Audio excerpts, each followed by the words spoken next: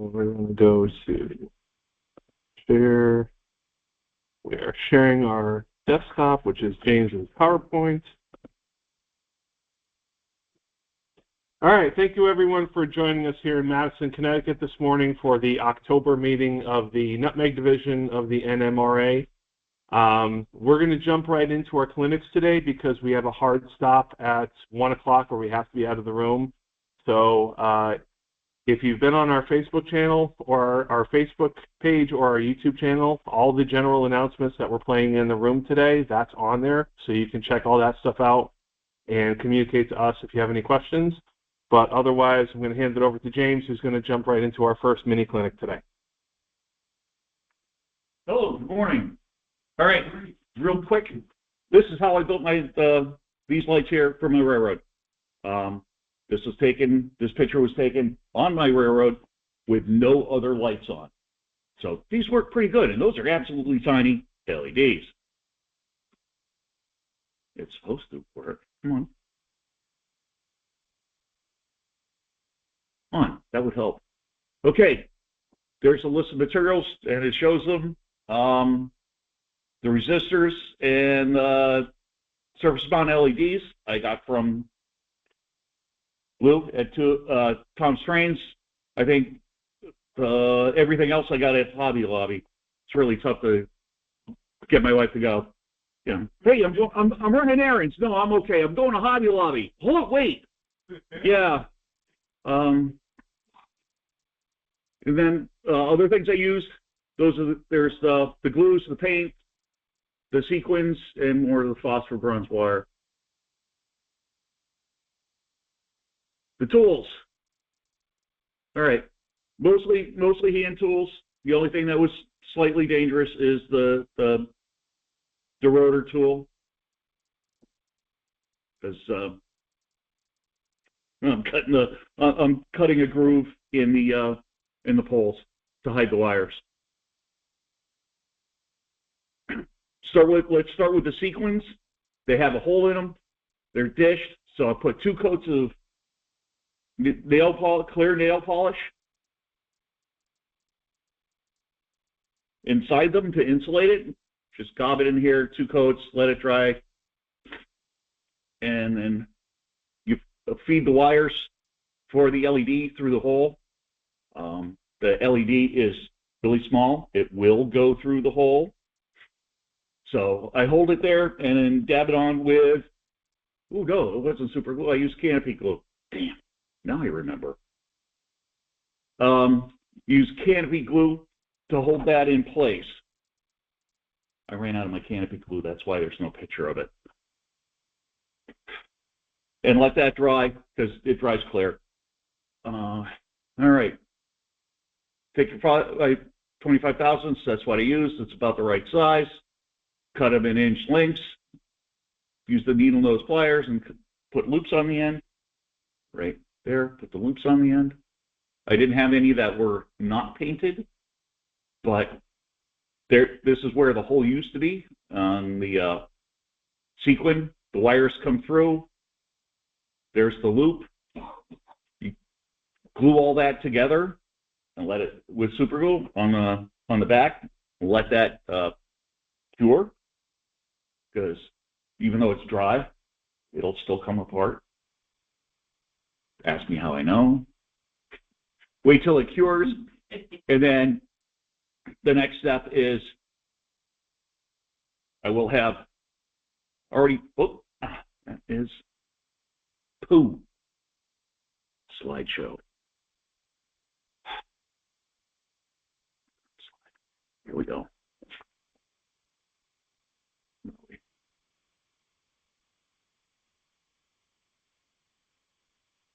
We'll have cut a groove, and then I'm holding the tool and the pole by hand. It's just enough to hide the wires in, so when you cover it up with glue, the wires disappear. And about a foot from the top of the pole, put a 25 thousandths hole in there, feed the arm through, and glue that. Then you twist the wire around the arm to hide it, and get it to the pole. Cover that with super glue. Let that cure, and then feed the wire down the pole in the groove, fill it with Alien's tacky glue, and fill it in there. And once it's painted, it will disappear. And then you repeat that, I don't know, maybe 10, 12 times, and you end up with that. Looks really good. Looks good. Yeah. No, I have to do that for the rest of the railroad. And then they have night operations. Questions? Do you remember what size LEDs they were? The SND? Yeah. 0402s. Yes, it was on the list. Oh. It was on the bill of materials. So yes, that's where those were the ones.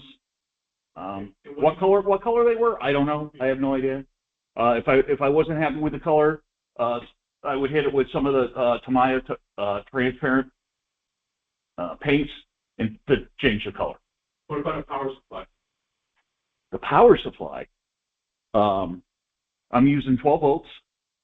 That's why it has the resistor in there. And I power all my LEDs and all the LEDs on the layout with old computer power supplies, rigged up to so when you turn on when you give them power, they're on. So, and you can get lots of different voltages out of the power supplies because the pigtails are everywhere, and they all have different powers. So yes, easy peasy. Any other questions? Thank you very much, gentlemen. Next. The next person setting up, I just want to say, we're probably going to do this at least once a year, mini clinic. If there's somebody that has a smaller item, maybe it's a weathering technique, maybe it's something like bulk. Okay, yeah, that's right. I don't have to eject that. Yeah. Do an entire 45 and let's get their feet in and see what it's like to do it in a small scale. So if anybody's interested in doing mini clinics, I'm the coordinator. Let me know, and we'll figure out your sweatshirt. Yeah. So this one? I would imagine so. Yes, it's not all subjects are worthy of Look at you. like this. This is not worthy of 45 minutes. No. Most of my 45-minute clinics aren't worthy of 45 minutes. Didn't you have diodes on the first list, and I didn't see any on the full? Resistor is on the end of the wire. Yeah. It is on the parts list. So he started with a 12-volt DC power supply. So he wouldn't need the diode, but the LED is a diode. And it's got a resistor in series. Oh, we got 4 people. Backwards. And we wouldn't get any light. Just one. Oh yeah, power only goes one way. It does. So Henry Kramer. I test everything with a 9-volt battery after I do something because I'm really good to The first time you've ever done it. I hate I that. believe I'm making a big deal of it. Great. All right. So up next, this is a truly momentous occasion in Nutmeg Division history. For the first time ever, our esteemed colleague, backbone of the division, soul of the division, Ron Pelletier, will be presenting his first ever clinic. So I know we've all been looking forward to this. Ron, take it away.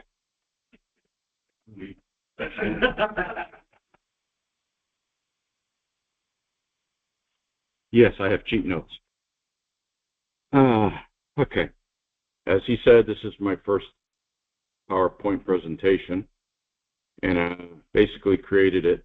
But to be perfectly honest, I ran out of time, so my wife took all the pictures that I took, and she made the presentation. So if there's anything wrong, I can blame her.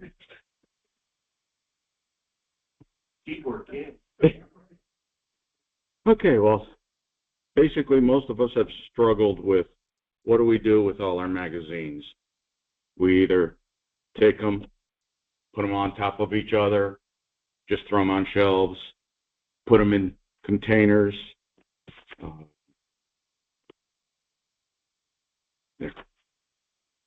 Like plastic storage containers or baker's boxes or whatever.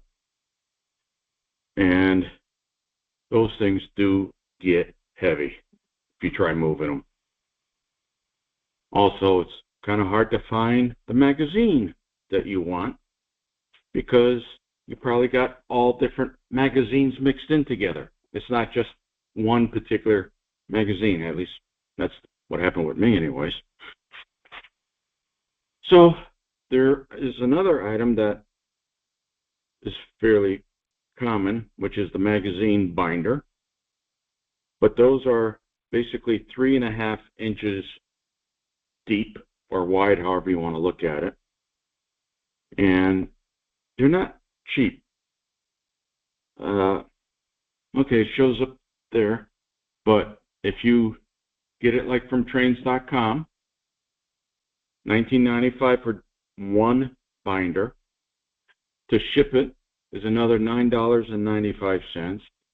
Connecticut tax. I mean, you're coming up about almost $32 for one binder, and that only holds 1 year's worth of magazines.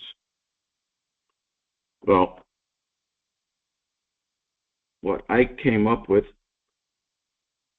by accident, in a sense, is these cardboard boxes.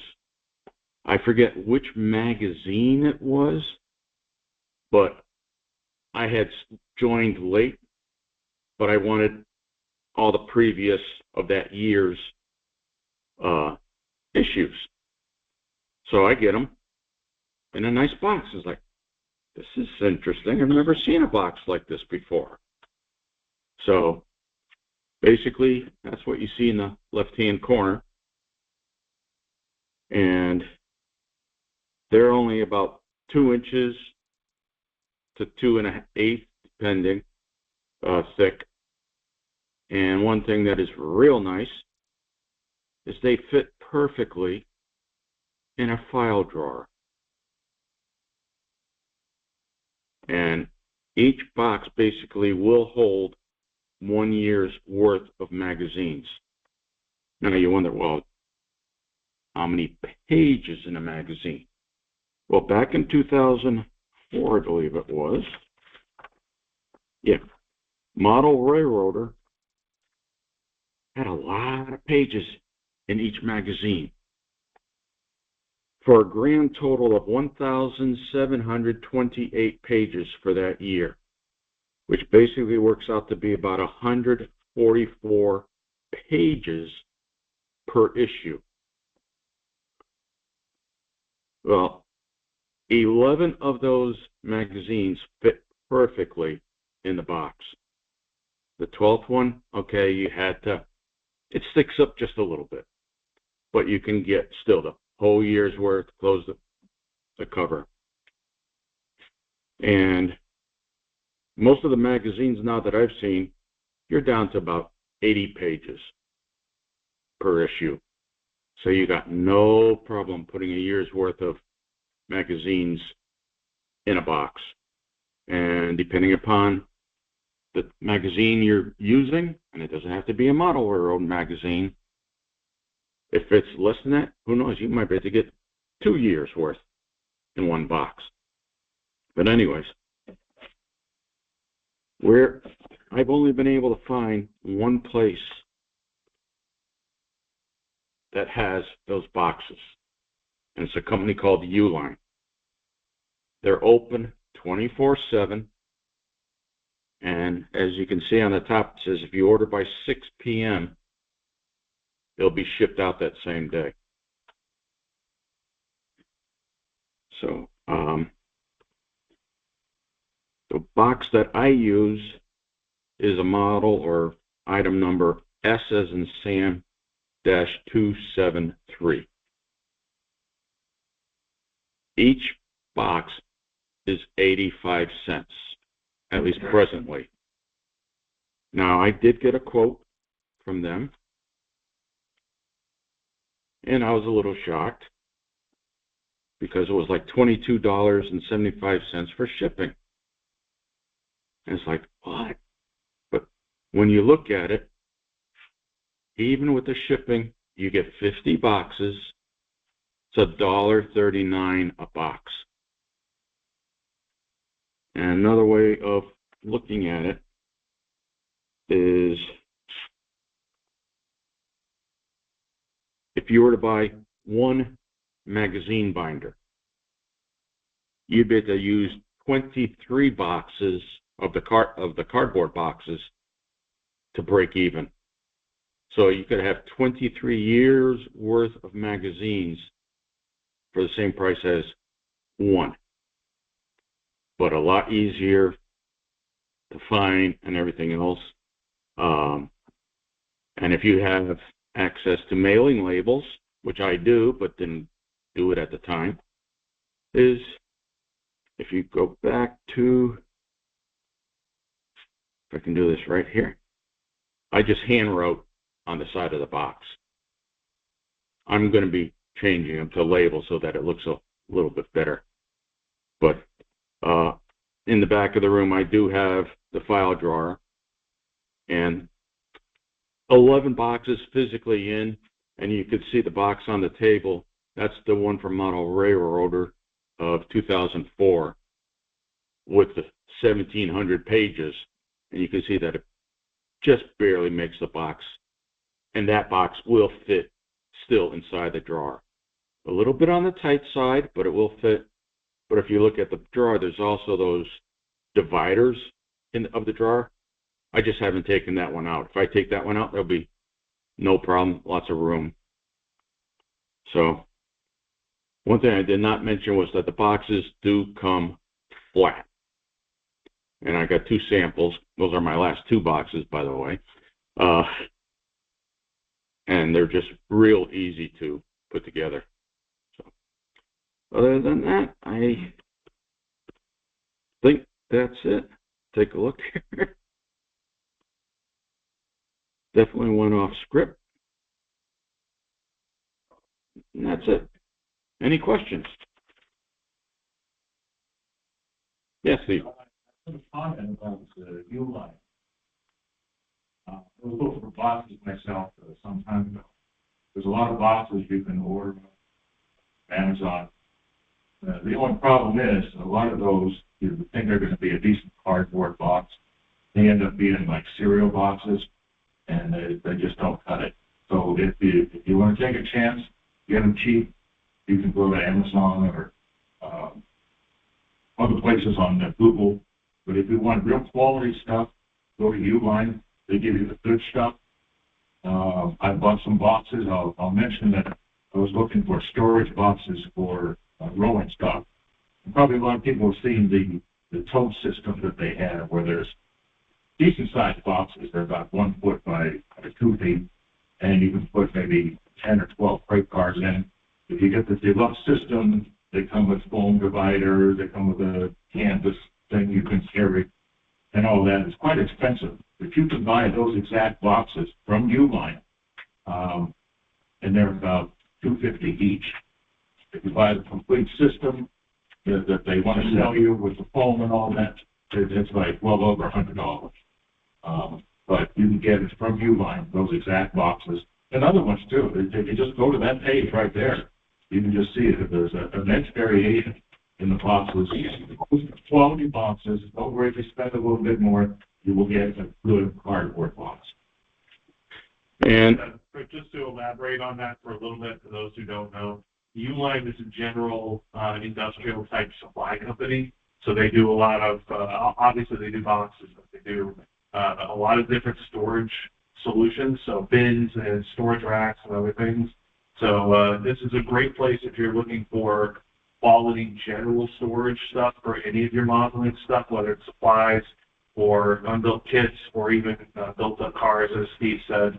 This is a great place to look. And this is just what's on the screen right now is their little brochure. I also happen to get their regular catalog. It's about 1.5 inches thick. Which once you sign up for it, they never stop sending you. No.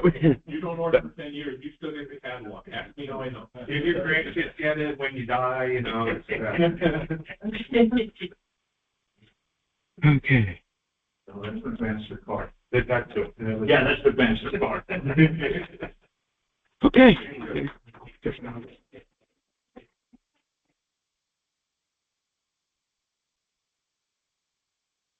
Thank you, Ron. And now it is my turn. You give me back the USB? I did. It's right here. Oh. There's your USB. And we are going to jump right into our third mini clinic today.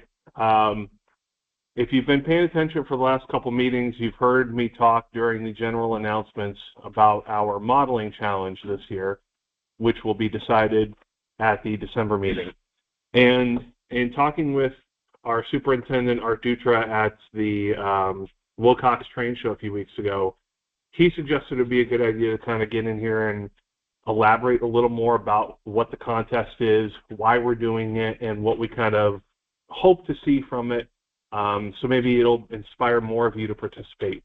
When we did our modeling challenge last year, we had only 3 participants, and we would like to see that kind of increase this year. So starting with what the challenge is, just to kind of lay out the ground rules here. We're calling it Toy Train Rehab. And the objective is to take an old toy train car in any scale with some kind of snap-in trucks. So I'm in HO scale, and for me, those cars are the old Lifelike, AHM, Tyco, that sort of thing. And you're going to turn it around into a serviceable model you can run on your layout today. And just because I use HO scale as an example here, doesn't mean it has to be. If you were to use, Bachmann or Lifelike in N scale or O scale stuff, like even a Lionel car or something like that, that's all eligible, provided it's something you're doing work to the trucks, putting new trucks in. The prize this year, we've actually doubled the value from last year, and we're doing a $100 gift certificate to Train World, which is the online retailer out of Brooklyn. And they have a bunch of great, they have a very wide selection with very good pricing. So for anybody in any scale, it's a great place to go. There's going to be a lot there for you, for your layout, for your room, however. And in terms of the winner, we're going to be choosing the winner by popular vote at our December meeting and holiday party in Wethersfield. So in order to be eligible, you and your model have to be in the room in Wethersfield on that day to be eligible for to win. In terms of requirements, the finished car that you make must retain the original shell and floor. If you have a separate roof, like it's a passenger car, that too. We are going to weigh all the cars to ensure that they're NMRA standard weight, as one of the goals of this is the car is supposed to be operable. We're looking for something you can run on your layout, and it will work with modern cars. We're also going to check the coupler height with an NMRA standards gauge, again, for operability. And we also want to see it be quote-unquote detailed. I'm going to get into this on the next slide, but this is not an NMRA contest where we're going to score you. This is a popular vote. What we'd like to see is something beyond paint and decals. Not that you have to paint and decal should you want to. And we'd like to see a before photo of the car as you bought it, as you started the project with it, with proof of the snap-in trucks on the floor. So it can just be the floor with the hole in it, however that works out. I've gotten a number of questions since we started this project, so to kind of answer those. Can you rework the floor to use new trucks like Tichy trucks or Accurail or whatever with screws? So basically filling in the holes and drilling and tapping. Absolutely, please do that. Can you modify the shell and floor? Absolutely. So if you want to take a Tyco box car, for example, and kit bash it into a bunk car, that's perfectly within the rules. Can you do a one-to-one replacement of the floor or any other part with something from a better car? No. So the idea is to use the car as it comes and do a little bit of modeling effort to make it operable. You could take a good shell and pop an AccuRail floor in it or an Athearn floor in it, but that would kind of defeat the purpose of reworking the car the way we used to do that. Can you kit bash with parts from another car? Absolutely. So if you want to, for example, a lot of railroads used to build cabooses out of boxcars. If you'd like to take a boxcar and a caboose shell and convert it into a caboose, that's within the rules. What do we mean by detailed? As I said, something beyond paint and decals. It doesn't have to be brake rigging, but should you choose to do that, that's allowed. It doesn't have to be grabs, but you can do that. Separate roof walk, windows, something beyond painting and decaling it and making it look cleaner. Some kind of gluing of parts. And as I said before, it's not a scored contest. It's only a popular vote. And most importantly, there is no budget. So not that, some of us may not want to spend 3 figures on a cheapo car, but you're not limited to $5 either.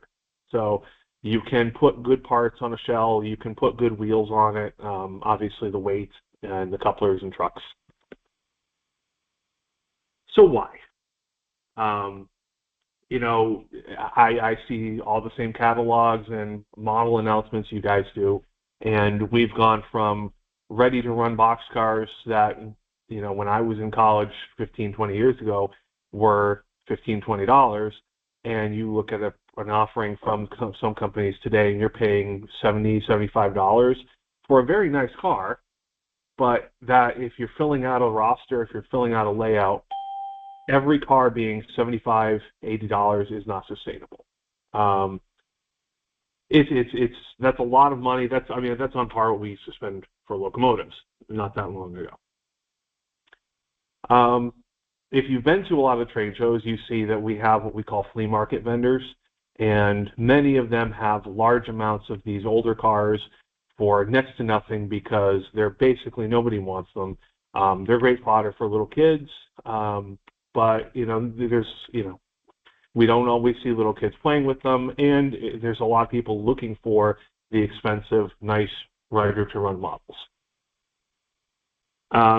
To kind of piggyback off what Ron talked about with magazines, one of the things that I saw, I picked up a lot of old magazines when I was younger and early in the hobby.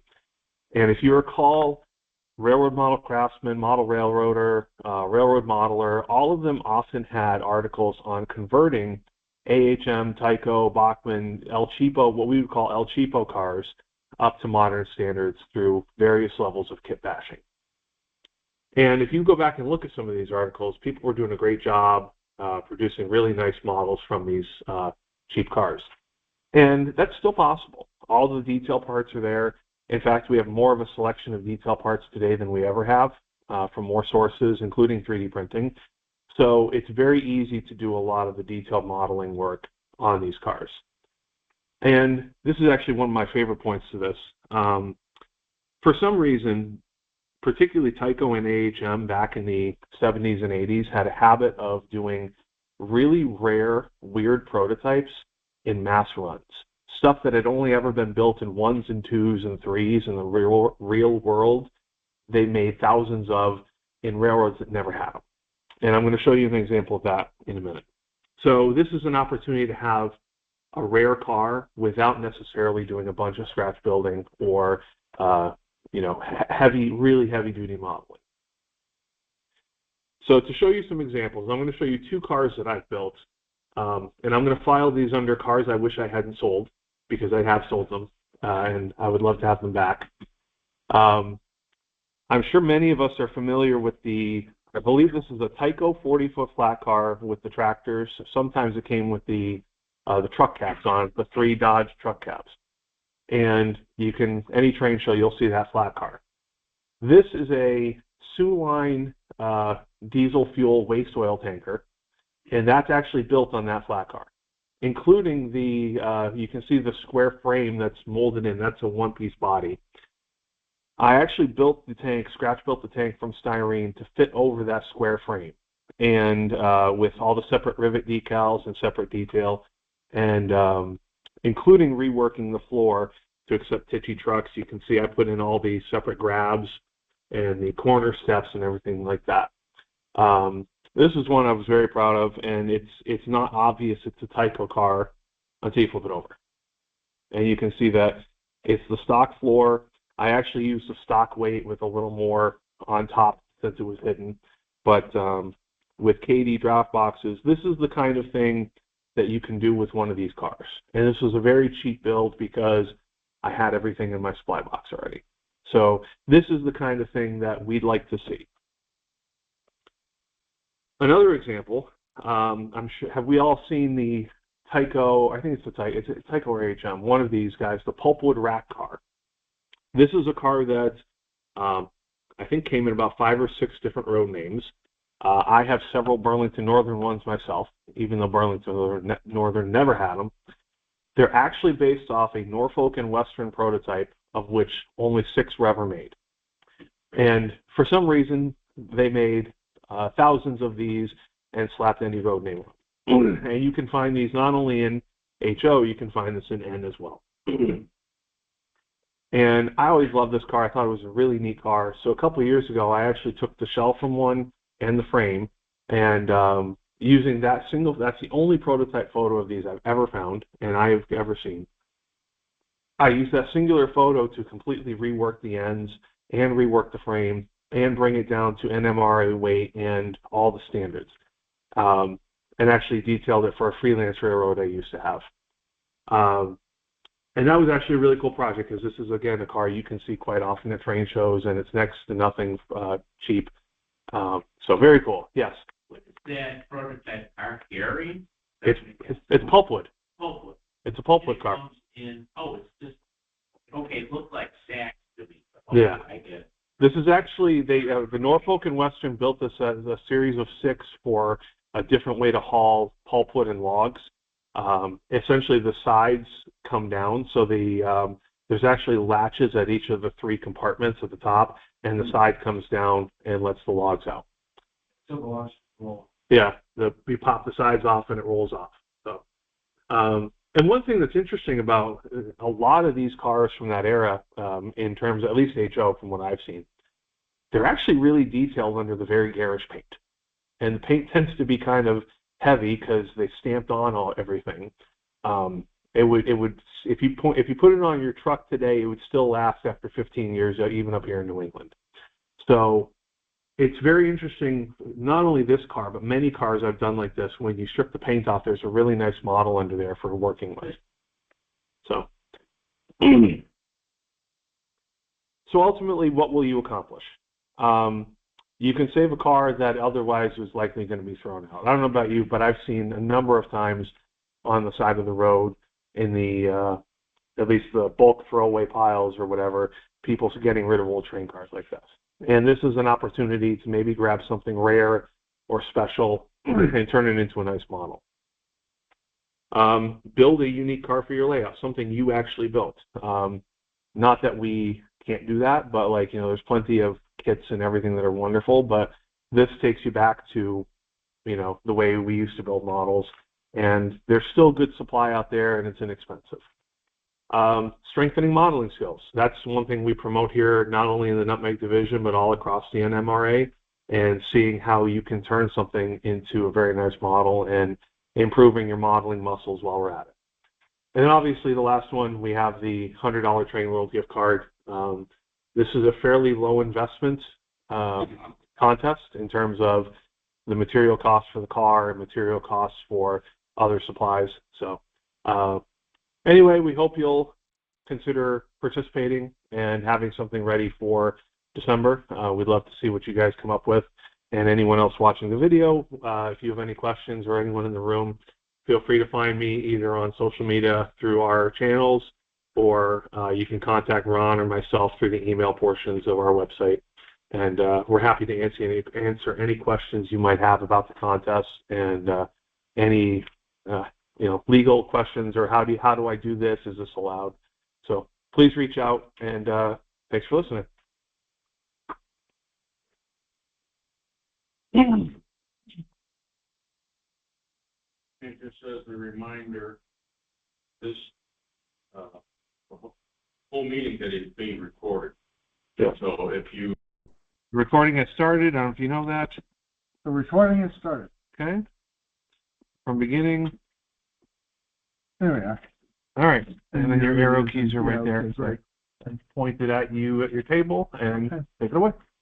Hello. Who am I? You might ask some of you. Some of you know me, some of you don't. My name's Steve Erickson. I am one of the board members at Little Rhody. I am retired, and then I flunked retirement, and then I re-retired, and I'm in the process of flunking that. So, you know how it is. But, and I have some experience with this stuff, and I'm building a layout in my basement. And I discovered not too long ago that I like to do a high level of precision work on these Craftsman kits. But if they take me 200 hours each, I've got enough to last me until I'm 120. So sometimes you just need to fill in some space, or there are other reasons why you might want to use paper buildings. This is a combination of information I learned way back when at the Press and Structure Show from John Madison, who did a clinic based on the work of Trollskirk, who is a Swedish artist and has a magnificent system for building paper buildings. Before we get to that, though, I'm going to show you how that system works. And frankly, I think the results are pretty good. But there are also, we've discovered that there are new approaches to paper buildings, and there's a lot of stuff out there that you can use. And I think the primary reasons why you might want to use it, first of all, if you have a space and you got a box or a blank field or something and you want to fill it in temporarily, it's better if you can find a nice little paper building and put it together, and then it sort of fits into the scenery. Or, as I've been doing very recently, our T-track layout has N-scale buildings, and they have N-scale paper buildings. And you might think, there's no way I can do that, right? So, anyway, before I get started, I'm also on the committee for the regional convention, and I have two requests. One, that you attend next year in Southbridge, 3 requests. 2, that if there are any layouts in the northeastern part of Connecticut that we can use, we need people to scout those out. And 3rd, what was the 3rd one? The 3rd one is, if you have any members or know of anybody who's a model railroader who is either a psychologist or a psychiatrist or an ophthalmologist or optician, let me know.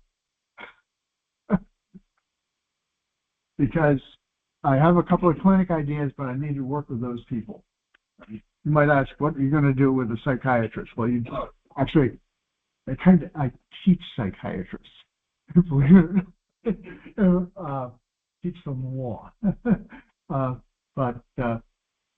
there's an old joke I used there when I started my classes. How many psychiatrists does it take to change a light bulb? Anyone know? 1, but it has to want to change.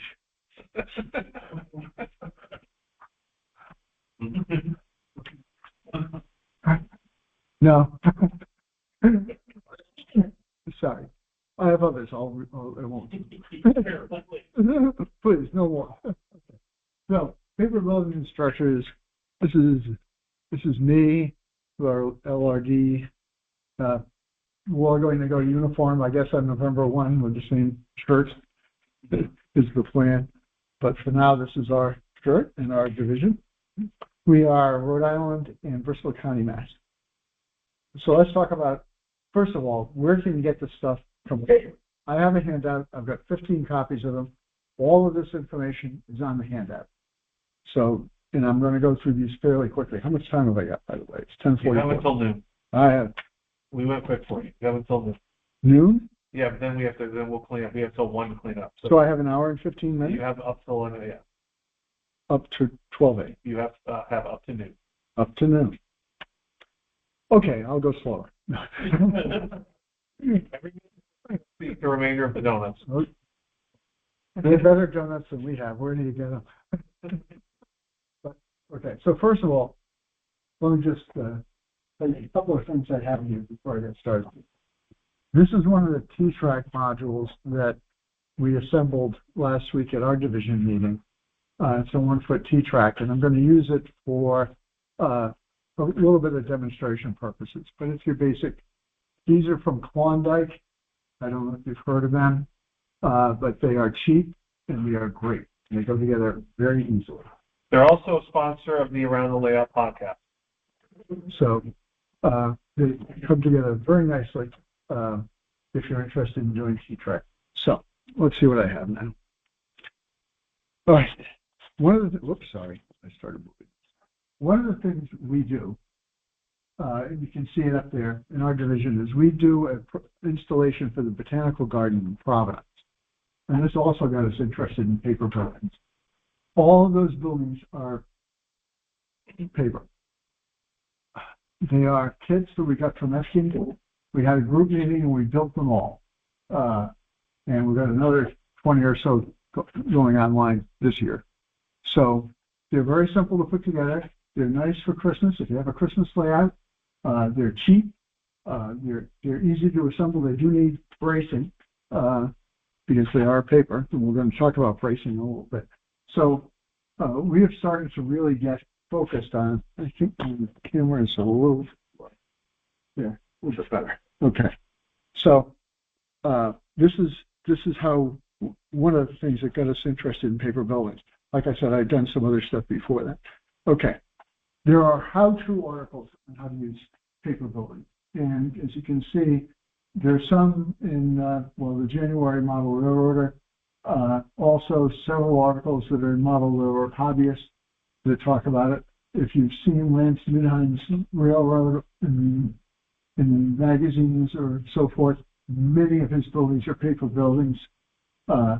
And so there are lots of options here for how to use not just the building an entire building, but also using paper buildings and textures as supplements to what you have if you're building something else. So there are some old sources. You recognize those? Huh? The ones on the left are all things like Mystic Village or Greenfield. You can buy them on Etsy. I don't think, on eBay. They don't really make them anymore, but they are available. And then I was going to bring one, and then I realized I didn't bring it. One of the nifty things about those is not only can you assemble a paper building, but you also have dimensions for prototypical structures. So since all the books here, whether it's the Seaport or the Frontier Village, whatever you're planning on doing, they are all accurate templates for building something scratch, or for just building the paper building and then building the scratch to replace it later, if that's what you're interested in. So they do sell them on eBay. They are listed as used. I don't know what a used paper cutout building.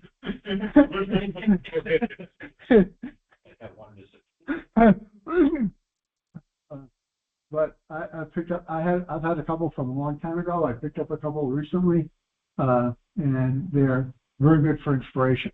The one on the right isn't going to be as exciting, but that's what I don't know about you, but that's what I was doing in the 60s. So those are the books by A.G. Smith. There are a ton of them available.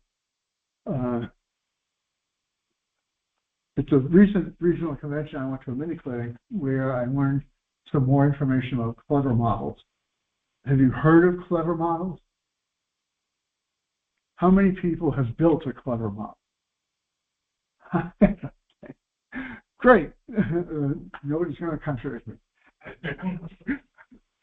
Okay. So they're really the big kahuna. They have these CDs, as you can see there, with textures. I'm going to pass around some stuff in a few minutes that will show that material. These are examples of buildings built with clever model kits. and they don't look too bad. Yeah.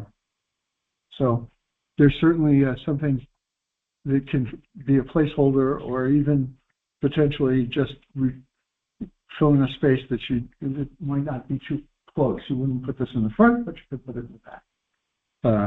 I want to highlight that you get a discount as an NMRA member. Yes, 25% discount for NMRA members. So, you know that page they put in the monthly magazine says these are all our vendors that have discounts? You should take a look at that, because it's clever. It's also Tushy. It's a bunch of people that have discounts. So that's certainly something to consider. There are a lot of other ones. This is called scalemodelbuildings.com. And they're not expensive, and you can make as many of them as you want. So, but I'm going to go through now a series of places where you can find the buildings online. So one source is Scale Model Buildings. The Illinois Historical Society. Why the Illinois Historical Society, you might ask? What possible relevance could they have to us as model railroads? Here's the answer.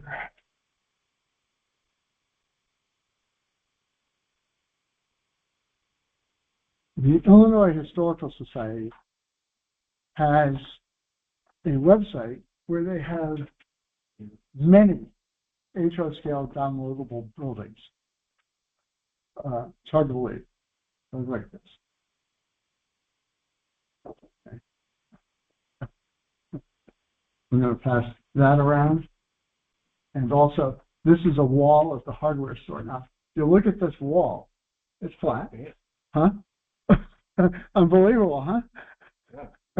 This you can, of course, you can make it three-dimensional with windows, or by doubling the size of doubling the signs. So that's one wall of that. And sometimes just the piece has a brick sheet, because this is one side of this building has no windows. Presumably these are Illinois prototypes? They're all prototypes from Springfield, Illinois. It's because they're Abe Lincoln prototypes. They are designed to represent buildings that were either of significance to Lincoln or existed sometime in the 19th century in Springfield, Illinois. So this one, for example, is the railroad depot. You know, and there may be 20 or 30. They're going to fill up your space on an HO layout pretty well. So the little front. So, and by the way, the way it's set up, these can become recessed. You cut out the little bits, you get recessed. So that's a surprising location for some extremely historically accurate paper buildings that will impress, I think, most people who look at your layout. You know, my daughter and her family went to Europe this summer, and they went to Paris, and they went to see the Mona Lisa, and you spend about, 10 seconds saying, oh yeah, that's a Mona Lisa, right? Which is about how much time people spend looking at the 300-hour project you built on your layout, right? When they come to visit. So having some things that are really good, and having some things that are fillers or also convincing in how they do things is useful. So let's see so the Illinois, and again, this is all on the handout. These are some buildings from the from that site. So you can see they have some interesting buildings that you might not otherwise find. You want them for flats in the back. You want them for relief buildings in the back of your layout. There you go. You don't have to build the whole thing, right? So this is a really good site to get some interesting stuff. This place, kind of an interesting place, it's called Fiddler's Green Paper Models, and they look to be pretty good. The interesting thing is, if you look at that one in the upper right, it's the Oyster Shack from Mystic,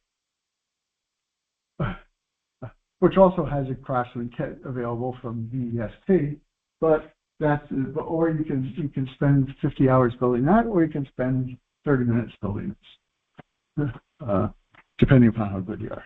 Okay. So again, the website's on this material. This is another approach called Evan Designs. They have software. The software is $40, and it allows you to design buildings with all the textures. Anybody use that? Have you seen it? Yeah, I have. What do you think of it? It's very, very interesting. I did a firehouse in Meriden, and it actually felt pretty good for a bigger building. Yeah, yeah. So, and by the way, if you have any questions, aside from why do you need a psychiatrist, feel free to ask. These are buildings that were built using that software by various people. So there are a lot of different structures here. There's like gas station, flats, industrial flats, all sorts of little things. So that software has all the textures, it has windows, it has all that stuff in there, so you can make a custom building any size using the software, and it comes out brick face or clapboard or whatever you want. So. Right. And this is Scale Scenes. They have a couple of interesting buildings. Well, they have a lot of interesting buildings, but too many of them are British.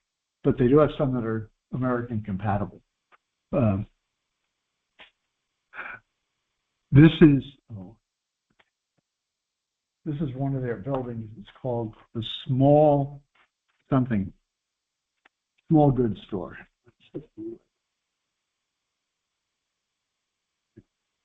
I'm going to pass around this folder. You know, I used to be a lawyer, right? Which is why I have all and in this case file, we have all the pages for that building, interior and exterior. So you can take a look at those. But the British are really good at this stuff. They're better than we are by far, because I don't know why. Well, cultural, I guess. But, oh, yes, and you did notice the big green marker. Many of these sites have free downloads being tried. Do all these commercial ones come on this, I would call this card stock? I will tell you about that in a minute. Okay. And just let me get through a couple more slides. I'm going to slide right to the card, to the question of what to use. Okay. Metcalf Models, another British innovator. Modelbuildings.org. And again, these are all on the handout. In this place, Craft Trains, they're all free. I mean, you can't go wrong. Right. This place is very interesting. Model railroad layouts and scenery. It's sort of a cross between a blog, a web page, a store. It's not really clear what they have. But if you look especially at this one in the upper right, it's quite impressive. And will take you more than 30 minutes. Okay. So these are all sites I found. There's a place called Trackside Flat that just produces flat. You can add a little bit to them, give them some depth, put them in the back, use them in the back of your layout. Where do you get plans if you want to build your own? So, for example, if you're using the Evans software, or if you use the technique I'm going to demonstrate in the second part of this clinic, you need to know where you can get plans. I have 3 CDs, 2 of which I bought. One of which I bought before they stopped producing it. If you go to the Chesapeake and Ohio website, the Complete Mainline Modeler magazine is available on a CD or now on a thumb drive, I think. And anybody familiar with Mainline Modeler? Tell us about Mainline Modeler. Oh, it's been a while. I have a few of them, but it's very, very detailed articles about specific sites. my recollection is they did a very good series on could it be the Hewlett machines in Cleveland and things Right. like that. I Right. mean, it's a fascinating magazine. And they had rolling stock plans, they have building plans. Yeah. They had, so you can go to the Chesapeake and Ohio website and get your, assuming then you have to go and buy something that'll play this. Because most people, they don't have them on most computers these days, but they may now have them on USB drive. I bought this when it came out, and it was a really good investment. This is the 75-year model railroader DVDs. They stopped selling them. They stopped producing them because they figured out that a subscription service to trains.com would net them more money than individual sales of a static product, right? So you can get all the model railroaders at trains.com, or you can go on eBay and find one of these guys for sale. The advantage of this is that it has, unlike the website, it has an index, so you can actually look things up. So I'll pass those around too. No.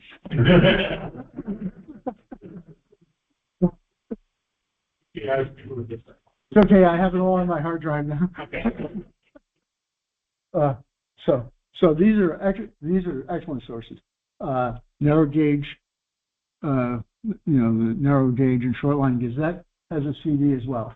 So if you invest in the model railroader CD, the mainline models, and mainline modeler, and the narrow gauge, you will have all the plans you will ever need for anything, in terms of rolling stock and in terms of structures. Because using that Evans software, you can replicate those structures using the plan in those locations.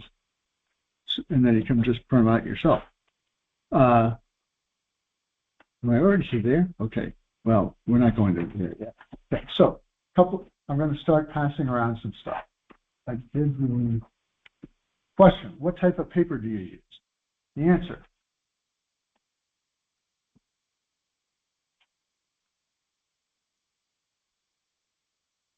This, I'm going to pass both these around, you can feel the difference. This is a 60 weight cardstock that you can get just at your local neighborhood store, Staples, whatever. Okay, but this is the maximum you can use in most printers. It's 110 weight. Is that what you use? You know? I have some. And the difference is remarkable in terms of their stability. So my printer will take 110. I also use medium weight chipboard. This is going to be useful for the next set of explanations that I have about how to make these things.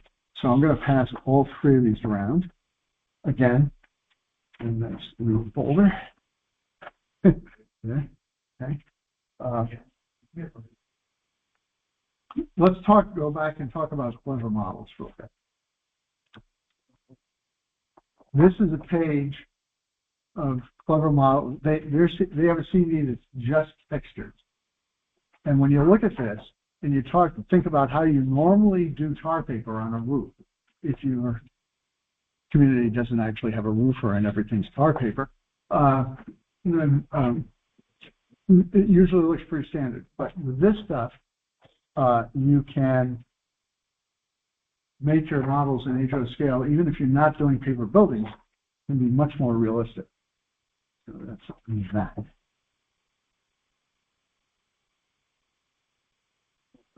Is this perforated or is this just dotted line? Those are dotted lines. They're like, I'm going to pass around this one, which is one of their free models from Clever Models, HO scale crossing tower. And this is a free one from Clever, and that's it.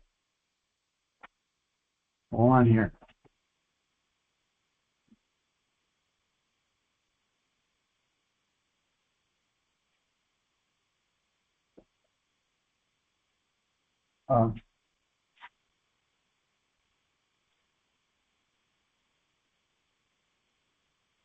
This is a relatively inexpensive one.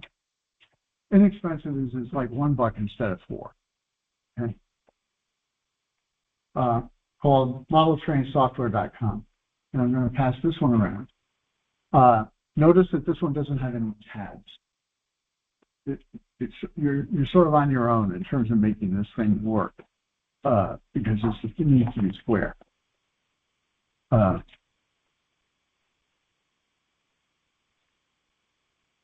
also have the complete Clever Models roadside stand, and this is again an interior exterior. It's like 3 sheets of paper. So look through the sheets. I made a couple of notes on them about some things that didn't seem to be obvious at first. Knowing how that is. Nope. Huh? The concrete texture, that's pretty cool. The textures are unbelievable. Now here's the thing about Clever Models. They give you enough stuff in their printouts to put multiple levels on top of the single layer of paper. So you can get three-dimensional because they will give you enough stuff, if you want to do it, to cut out the window openings, insert individual windows, framed, all made out of paper, or put they even give you, if you can believe it, an N scale, or they give you hinges for the doors. Yeah, right. Okay. The thing about with Clever Models, and I have one of them that I'm working on. I haven't finished it, unfortunately, and it got a little bit of extra paint on it. This is in Clever Models N scale factory building. Does it look like paper from your distance? No, it looks painted. Yeah. Painted savage. Yeah, yeah. Ignore the little green spot because I accidentally put a piece of paper on. One of the things that Clever Models do is they give you bottoms, they give you floors, and the floors is what holds the thing together. You don't need any bracing because on the N scale they're so small. But I also put on a couple of extra pieces on top. I haven't done them all yet, and they give you extras beyond the basic kit. So this little bump out is an extra piece that needs to be finished, but it's mostly there. It weighs nothing. Do you glue it to cardboard or anything like that before you start cutting it up? Or the 110 paper, okay. The 110 cardstock. Okay, that's As N scale, it's going to be fine. okay. If you use Clever Models and you use their foundation pieces, Okay. because it happens. Got another one. This is a little extra, what they call bonus kit. Okay, and it's got a little bottom, and it's basically 4 walls. They do multiple. I learned this at the regional convention. They have it organized so that when you do the roof, the first thing you put down is a piece of card that has the wood on it, and then you put on top of that another piece of card that has the shingles or the tar paper. And so you can cut out pieces of the tar paper to show the wood underneath. That's kind of cool. How's that? Isn't that cool? Yeah. Yeah. So again, this is another Clever Models kit.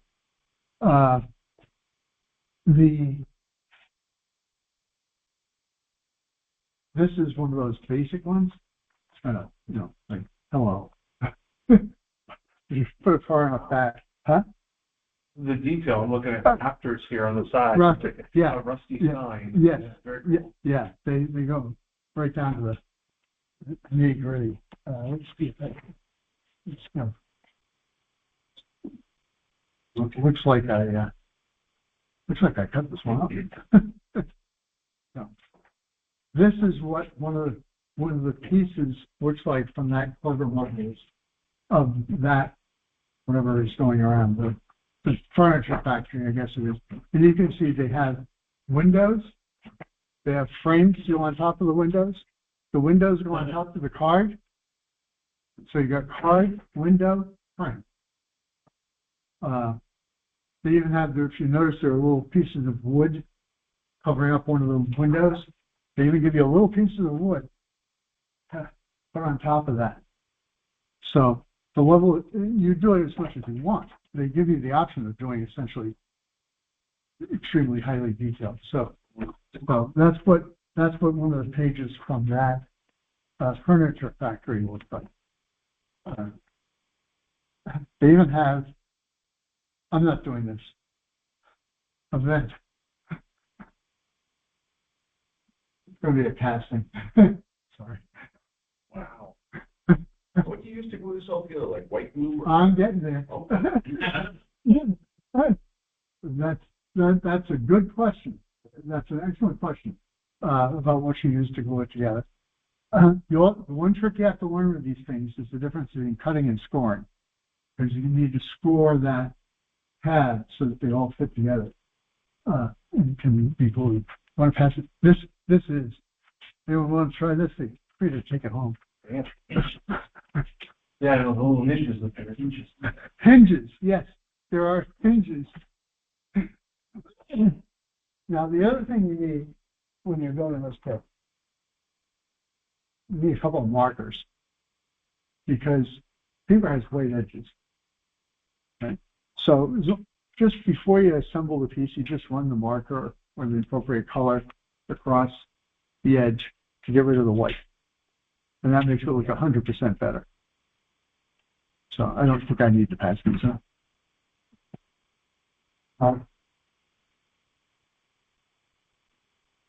What do you use for? I use for glue. This is something we discovered last year when we were building those white paper buildings for the Botanical Society. So we wanted something that would hold up, be appropriate for being near water, give you a little bit of work time, but when it's dry, it's done. It's fully together. And I just happened to walk into an art supply store once, and I found this stuff. This is Limeco. This is something, I'll bet none of you have ever seen this before. How's that? Okay. None of you have ever seen this before. This is neutral pH adhesive. It's like white glue, but it's not. It's designed, it says it dries clear, remains flexible, and has neutral pH. It's actually used in bookbinding and crafts, but primarily it was designed as a bookbinding glue to restore books. So you know that glue they have on all the pages, that when you open the pages, it's flexible, right? That's this stuff. Okay. That makes sense.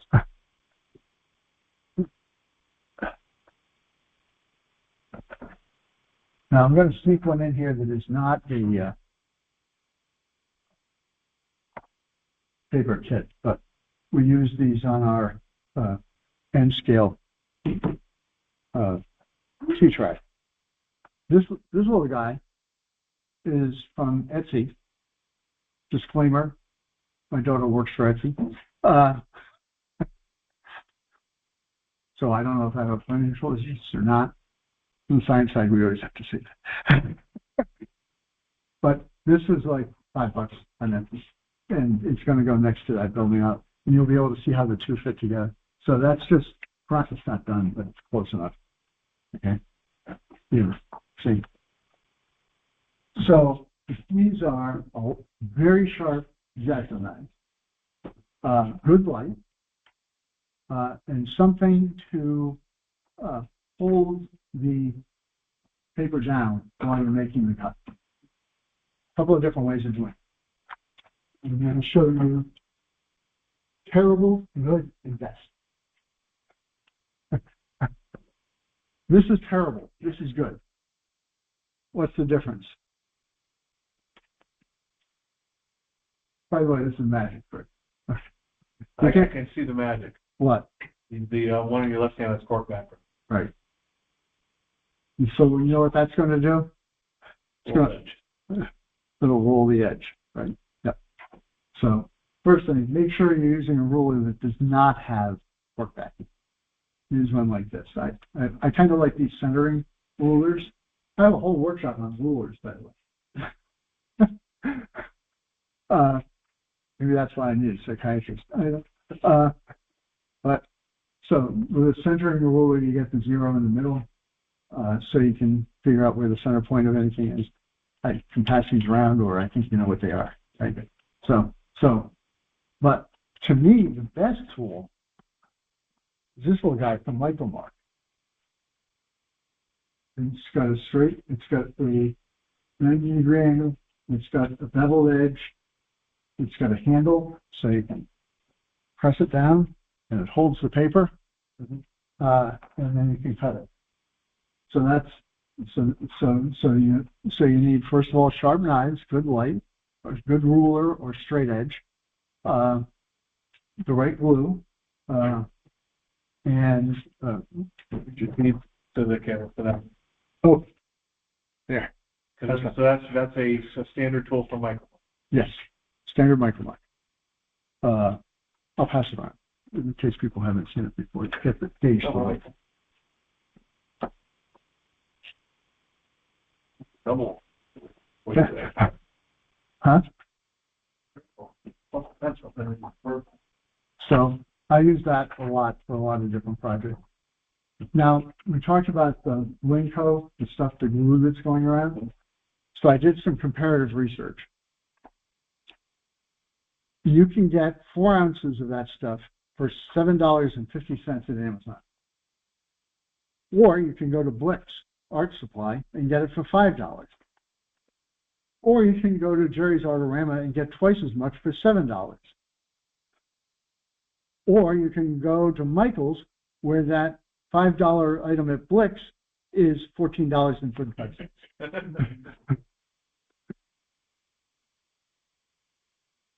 Do people use art supply stores? Because they're cheap. I find them cheaper than Amazon in many cases.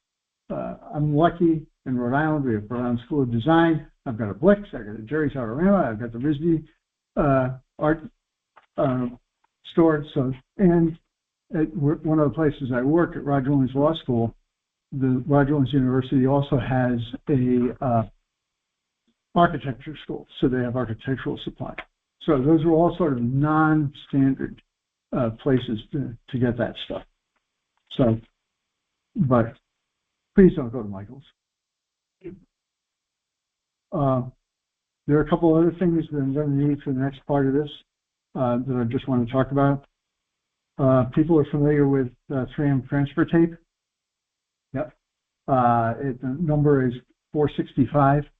That's the stuff that you put it down and you pull it up and you've got glue on the paper or on the wood. I use that for all my roofs. I just use that a lot. The chipboard you can get, again, Staples, Amazon, Blick, medium thickness. Paper, for this next one, I'll start that in a minute. Hunterline stains. I used them for years, decades, perhaps. You can't get them. Right now they're suspending sales because of the tariffs. There are a couple of people out of Connecticut. And this is a lot of other stuff. So,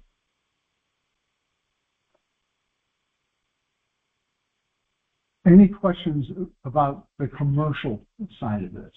Because that's what the first part is. It's all the commercial side of where you can get the paper.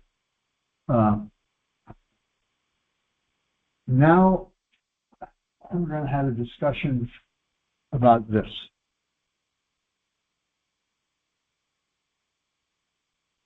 This is paper.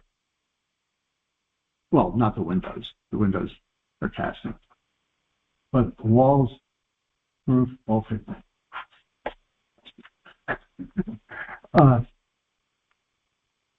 This is a very different method of doing it, of paper buildings. That even if you're a purist and you want, well, I just don't want flat, I want something with a little depth to it. This will allow you to do that, and this process that I'm going to talk about now. And I'll pass that on. Huh? Oh, it's actually very solid, very. That's got a lot of weight to it, a lot of. That is one I did for a clinic in Little Rhody when we had a make and take, but that was years ago. This is the first one I tried using it. Huh? The siding. I don't want to spoil your clinic, but that's siding, right? The siding is the key. Yeah. The siding is the key. How do you do the siding, you might ask? That's all paper. It's not wood, it's just paper. But it's three-dimensional paper. So let me introduce you to this guy.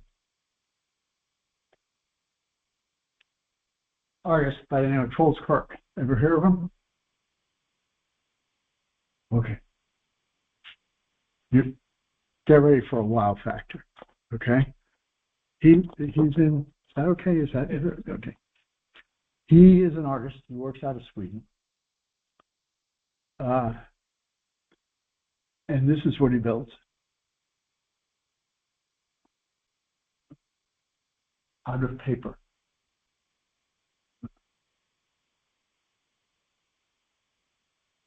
Okay? This is what he builds.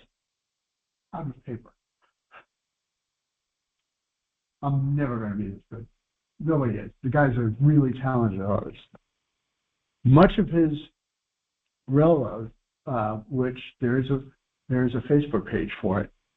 Many of his buildings are paper buildings, and he has a DVD that I didn't bring with me, but he has an hour-long DVD that he recorded on his techniques. So I could have just come, plopped the DVD in, and sat down, had a donut, and let the guy who's actually good at this stuff do it. But his work is just phenomenal. All paper on card. Okay, so how does he do it? So, first of all, you prepare some, here's how you make the siding. Okay? Now that building is on cardstock with wood bracing, and on the cardstock is the paper siding. That's how you build it up. So cardstock, paper siding. Bracing in the back, make your rectangle, you're all set. So, a couple of thoughts and side pieces about how you can help do that. If you're into scratch building and you use Tushy windows, you should go to this place, Casey's Workshop. Ever hear of it? Huh? Have you heard of it? No? No? They make kits. They make very nice kits. They also make these. These are laser cut Tushy window openings. So this gives you a template to cut the windows. And it tells you what number window fits which hole. That's cool. That's cool. Is that cool? I'll pass those around. That's cool. Oh, yeah. So, KC, as in the letters. yes, KC. Not KC as, As in KC at the bat, no. As in Kansas City, KC's Workshop. take a picture. Is it KC, is it K or letter C? Yes. KC is Kansas City, not KC as in Kentucky Jump. Okay, so that's right. And he has a lot of products. He has kits, he has stuff, he has craftsman kits, some interesting stuff, but he also has that on his website. And when I saw it, I said, I want that. Because that'll make everything else so much easier when you're doing a structure like the one I'm about to show you. Okay. So his website is the Coastline Railroad on Facebook. And you can see he is a tremendous artist and he does stuff. Okay. And those, by the way, these two pictures show you what we're going to demonstrate here. So this is a John Addison building. I took his clinic, like I said, at a Craftsman Structure Show. I built that red building using the same technique. This is the one I built at the structure show in like 2 hours, never having done it before. Not the greatest in the world, but you get the idea. So he's very good at this. And this is an example of his work in paper. That's the one I'm handing around, one of them. So, what do you need? First of all, you need paper. I know. This is what he recommended, and this is what I use. This is Arkagan Strathmore drawing paper. It is only 60 pounds, but because you're putting it on cardstock, it doesn't have to be the 110 for it to be stable. So here's a pad of that, so you can see it.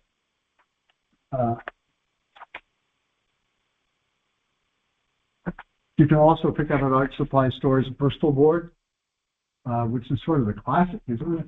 Anyway, everybody used Bristol board at one point, which is a little heavier. This is 100 weight. So you've got 110, which is the maximum most printers will take. You got the Bristol board, which is 100. You've got that black paper that is 60. So you want to think about how much bracing you're going to do. So take a look at that. The other thing I do is when I design a building to scratch build, I don't build it in HO scale. I build it in 1/8. Just as good. Really want to get right down to it. And so you got a little pad like this that has your 1/8 of an inch, and that's how I design my structures. You design it in the 1/8 scale. Yeah, it's close enough. Yeah. So you can see how that works. So you need some clipboard, chipboard. You need craft paints, and we're talking about the cheap stuff. Okay, for this process, you want the cheap stuff. You want the bargain basement dollar store craft paint. That's all you need. But you need 3 colors. Nice flat-ended brush, obviously the knife ruler, mats, all that sort of stuff. It says Type Bond, but I didn't update that, but I use that other glue now. Or I use the 3M transfer tape. So this is what my workbench looked like when I started this project. So we've got the window castings, a couple of pieces, a couple of the craft paints, a little bit of underline stain, knife, etc. And there's the paper. And that's the design. You can see that up there. That is a design from Model Railroad Craftsman, I think in 1983. RMC is the only magazine that I really would like to see on DVD or digital that isn't, as they have so much good stuff. You can also see, general tools and so forth. So, and that's the paper, and that's the castings. So that's the variety for that red building that's going around. That is those 3 paints. So it's cinnamon, something, and white. But notice there's a light and a dark color. So what you do is you get 3 colors. You get your primary color. In that case, it would be red, light and dark. And then you get white. You might want to get gray too if you're doing an older building. But you basically take these, and the next thing you do is you get the chipboard. This is the chipboard from Amazon, medium weight, 12 by 12 pieces. You can get it at art supply stores too. That's the glue for the various prices. I prime the castings, lay out the side on the chipboard. Okay, so after I've transferred the plan, I put it on the chipboard, and I cut the chipboard out for the various sizes. And then, and that's the template. That's the sign. That's the one for the templates from Casey's workshop. Here, this is all the sides have been transferred to the chipboard. So you cut them out. There's a picture of them all cut. I generated this back piece. I'll use this as a pointer. This stuff. All right, I generated that on the computer, and it's my all-purpose template for siding, for roofing, for everything. Make sure the lines are straight. You know how, if you're putting in individual strips of shingles, you're thinking, is this straight, is this not straight? Well, if you take the piece that's the roofing material, you put it on this grid, and then you draw the lines, you don't have any question about where it is. It's going to be straight. So that was just a very large, very small table in the word processing. So that helps.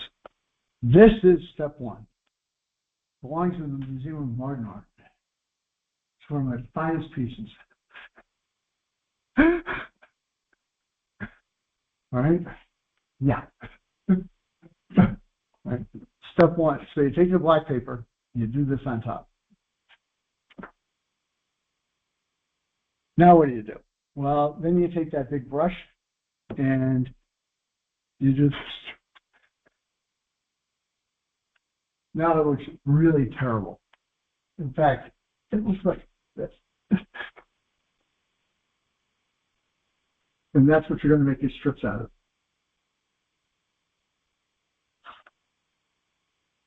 I don't think anything here is still wet, but you can touch it. Be careful. If you become partially green, I disclaim all responsibility. Maybe I'm getting ahead of you here, but it seems like it's in some places it's very thick. Is that a problem? The paint is thick.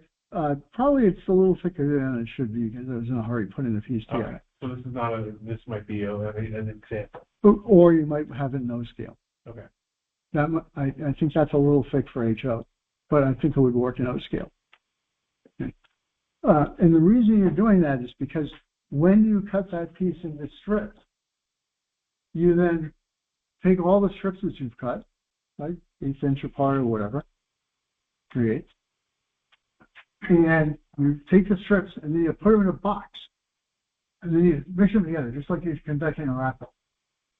And you take them out one at a time without looking at them, and that's the next piece you use. And what that does is it randomizes the color and the intensity of the siding, and so you wind up with that bright building. Can you see the differentials? It's not just one color. You want to do one color? Fine, sounds good, but you can do one color. But when you mix up the paper like that, that's going to really make a difference.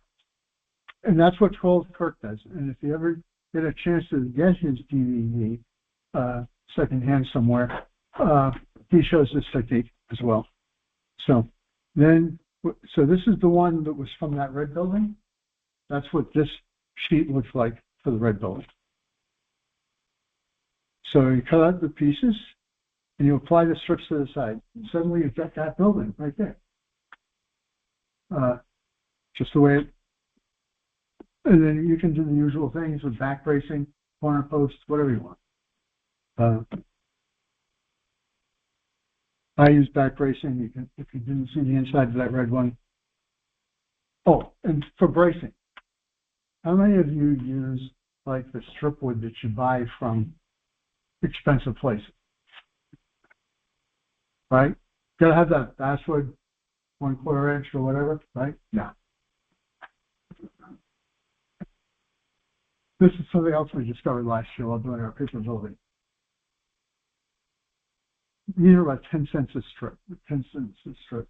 And they're basically balsa or compressed balsa or something, but they do fine. And if you want to do bracing, you're going to use a lot of these. So I'm going to pass those around so you can feel them. That's from Amazon. Amazon, okay. Yeah. What's it called again? Let me think about that. Give me a minute. But it's essentially 1/8 inch square dowels appear about a foot long from Amazon. Yeah. And they come in bundles of 60. Oh, cool. So you can buy a bundle of 60 of them for around $15, $14, I think. So don't spend money on bracing if you don't have to.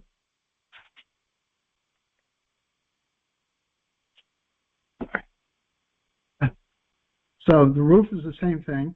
In that case, I did I did tissue paper over the chipboard. So you spray the tissue paper with paint, then you slice it up. Good luck with that. But because there's paint on the tissue, it's going to be easier to cut than if it was just the paper, the tissue alone. And that's what I did for the roofing in there. The other thing I did was, there are a couple of places now where you can get it, but if you look at that red building, there's a stone foundation on it. And I got a sheet of random stone from Monster Model Works, which is actually Lake Spur now, I guess.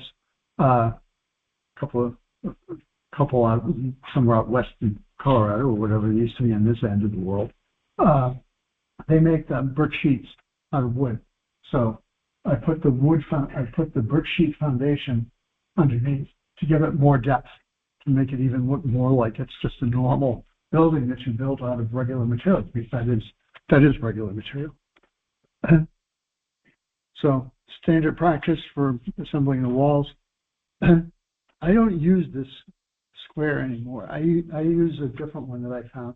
I always found that this one, the one you get from like Micromark, that magnetic board, corners aren't really 90 degrees. They're kind of 87. they're a little, you know, they don't quite go 90 degrees from top to bottom because they're just bent metal. I do have a source to the other ones. I didn't bring it today, but I could probably look it up. And there it's done. Okay, so let's see what else.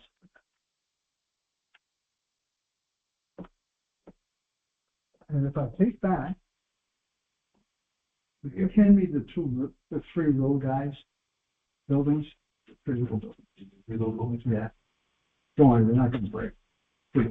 Great thing about paper buildings, if you screw up a part, you print it out. Really. So, 1, 2, 3.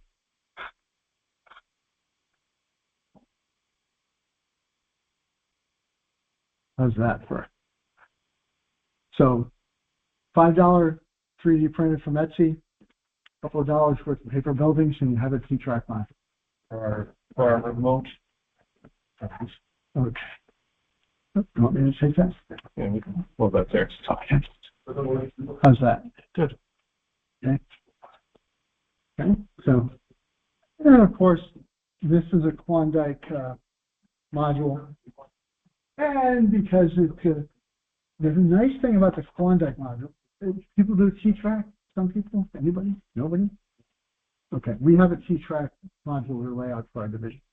But what you can see is the piece comes up like this and down. So you put the foam behind it and in front of it. But the track is actually on a very nice hard surface. So it's not like you're trying to lay track on foam board. You can keep it consistent. So then you just take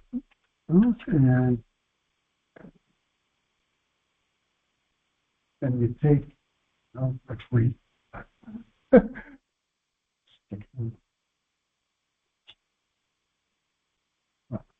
about this tree? And boom, got your 1 foot module.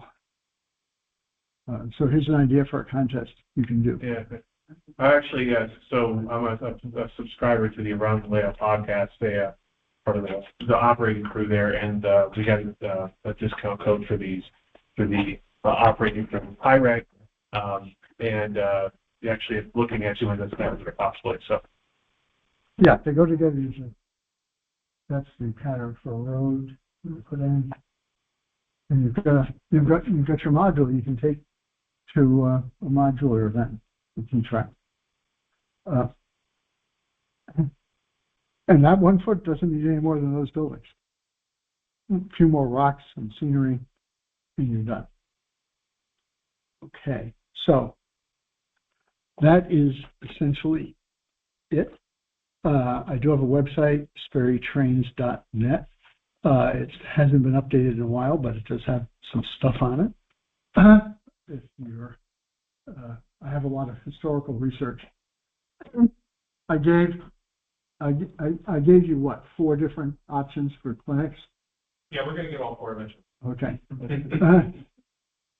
That's fine. I have a pair of clinics called 13 miles to somewhere and 13 miles to nowhere. They're both branch lines. The 13 miles to somewhere is Newport, Rhode Island, up to Fall River on Aquidneck Island. So this is a preview of coming events, okay? So that includes a really interesting yard down in Newport, complete with a roundhouse that they entered through the back, and when they came out the front, if they went too far, they'd be in the ocean.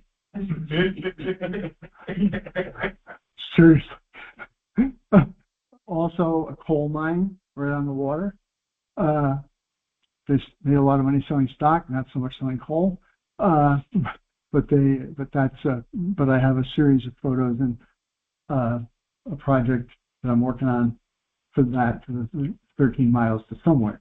The 13 miles to nowhere is from Franklin, New Hampshire to Bristol, New Hampshire. Anybody ever hear of Bristol, New Hampshire? When I was a kid, our family owned an inn up there on Newfound Lake. And Bristol was the town. And Bristol was the terminus of a branch of the Boston and Maine. I seem to have a predilection to these things because the branch line in Bristol goes right along the river, the Pemigewasset River. And so you have this I'm building this as my project for a prototype. So you've got a retaining wall, you got the river, and then right up top on the retaining wall, you got the station, you got the track, and at the end of the retaining wall, you've got the Newfound River.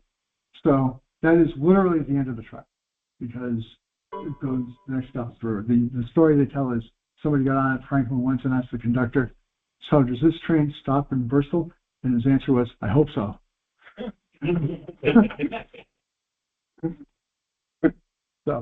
So that's a preview of coming attraction. Questions? Did okay time-wise? Questions, thoughts, ideas, better solutions? I noticed with one of the buildings, I think it's the little HO shack over there, that the edges are starting to fray on some of the paper. Yeah. Is there a way to prevent that? Use that stuff. Okay. That's before I used that stuff. Use that art supply glue is remarkable. So that, like, if you were using like an Ellsworth glue or water-based glue, water-based glue do that. Yeah, it might curl eventually over time. So, I mean, I did that probably 15 years ago. So, also that was my very first attempt in the workshop. So, I think that glue really is a professional grade paper glue. And so that's why I recommend it. You'll be able to buy it on my eBay store shortly. Do you know of anybody that's tried to 3D print the shell and then cover it with paper so you get away from the bracing? And you could do that. You could do that. Well, I know. Well, one of the projects I don't know how to get to, but I was wondering if you've heard of anybody. I haven't heard of anybody doing that. Because what you would get the best of both worlds there. You'd get a nice solid 3D printed frame, but you get the detail level that you can add by doing the paper and the other items to it. So, yeah. And probably that would be easier and cheaper to print than, Pennies. Yeah. Well, once you buy them. Pennies plus the depreciation on the 3D printer. You had some chipboard, but I didn't see anything that, to my mind, was chipboard. Can you explain that? Sure.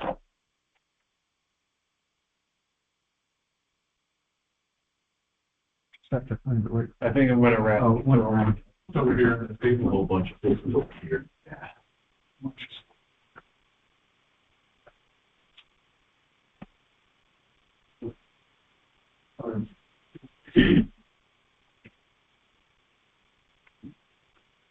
This is what I call meeting waiting for.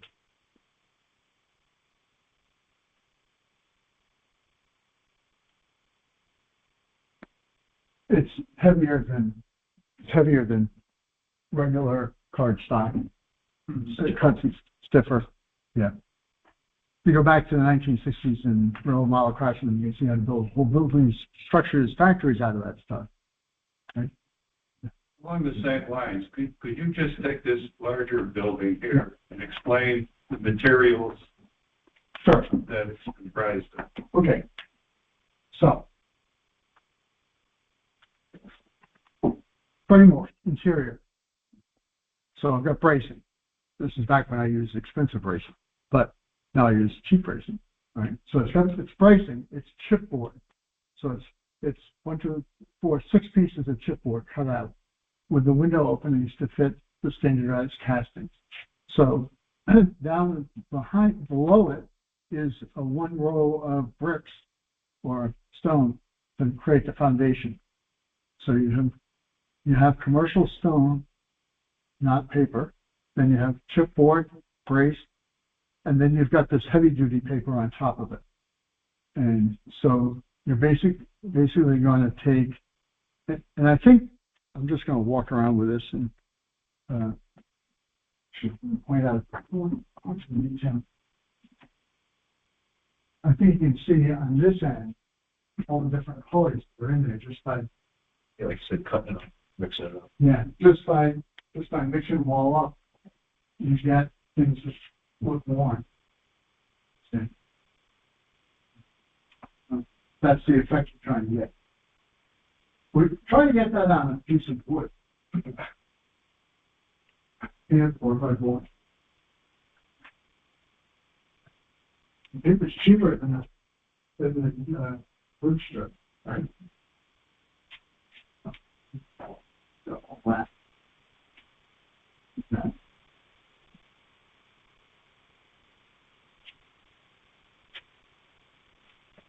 Very cool. Yeah. So.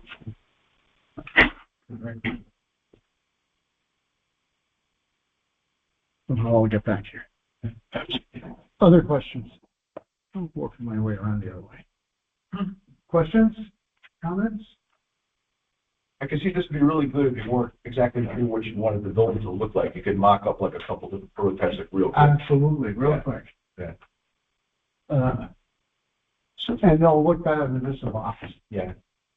So you get a real sense of it. Yes. And you know, some of these models, I mean, if you spent a week of evenings doing this stuff, you probably have 5 or 6 buildings that you can use as mock-ups or as, like I said, I think they work really well on N-scale, on the T-track, because you want it to be portable and light. So, yeah. And you can, the software, which you have, right, allows you to design anything. The template give you accurate sizes for the windows, right? So between all of this, you can pretty much put it together fairly quickly. You know, the first one's going to be the longest, and then after that, they get faster.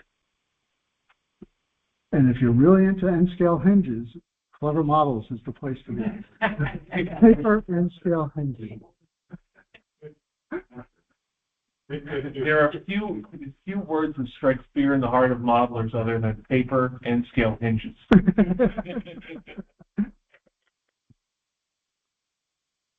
Okay, other questions? Thoughts, comments, any suggestions for improvement? I'm always looking for stuff. Okay. All right. Thanks, you. Steve. I do have time for a couple of psychiatrists, Jeff. We'll keep recording then. We might need the help. Okay. I know you're an AG. I don't know if you ever work with forensic psychiatrists. If not, But you know what a forensic psychiatrist is? yes, I do. Yes, you do. Forensic psychiatrists are the ones those are the people I teach. So they do competency evaluations, not guilty by reason of insanity, that sort of thing, involuntary certification. That's my teaching side. And somebody said to me, well, what's the difference between a forensic psychiatrist and a regular doctor? And I said, the answer is simple. We've got two doctors coming out of the medical conference, an emergency room doc, and by the way, you're free to use this, an emergency room doc and a forensic psychiatrist. And by the way, that's not like they're dead. The forensic psychiatry unit gets calls saying, is this the morgue? No.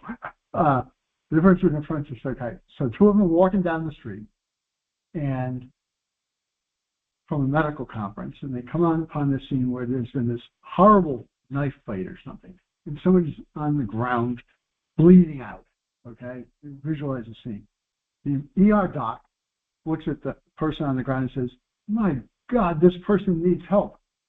The forensic psychiatrist says, my God, the person that did this to him needs help.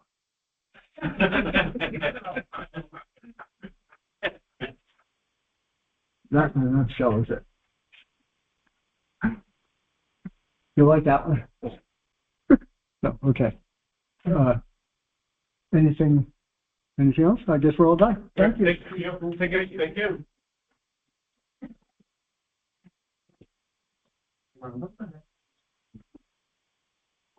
All right. Before we shut down, we're going to do. Greg's going to talk to the room here. I'm actually going to stop the recording for that. Great to see a lot of different faces because we're down in a different area, and we're going to keep doing that. Because December is our holiday party, we'd love to see everybody up in Wethersfield. It's a little bit of a trek, but we'll bribe you with food and a gift card to potentially enter the contest. And for anyone watching on YouTube, we'd love to see you as well. So thank you all for attending, and we're going to turn this off, and then Greg's going to tell us about the layouts. Okay. First of all,